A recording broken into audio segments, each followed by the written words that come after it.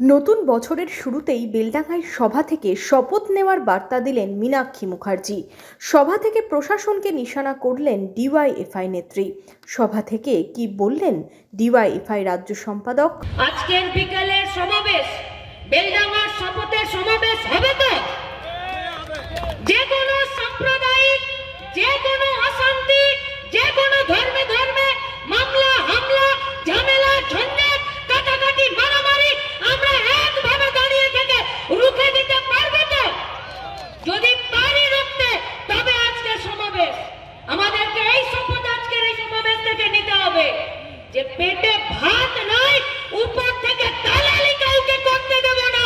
আগে ভাতের ব্যবস্থা করো, কাজের ব্যবস্থা করো, তারপরে আসবে তোমরা কে হিন্দু আর কে মুসলমান খুঁজতে। আর পুলিশকে ছেড়ে দেবো নাকি আমরা? ছেড়ে দেবো? এদেরকে তো সংবিধান এবং আইনের বইটাকে হাতে নিয়ে রাজ্যে দেশে এলাকায় শান্তি প্রতিষ্ঠা করার কাজে এদেরকে কাজ করার কথা। এরা কি করতে পারছে কাজ?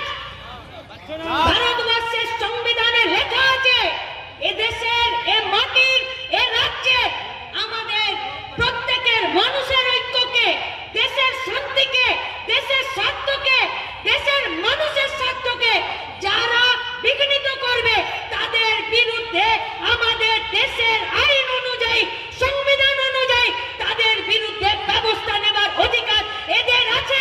তাই তো এদেরকে ফাঁকি বলতে দিয়েছে, আর তাই তো এদেরকে আইনের বইটা দিয়ে দিয়েছে।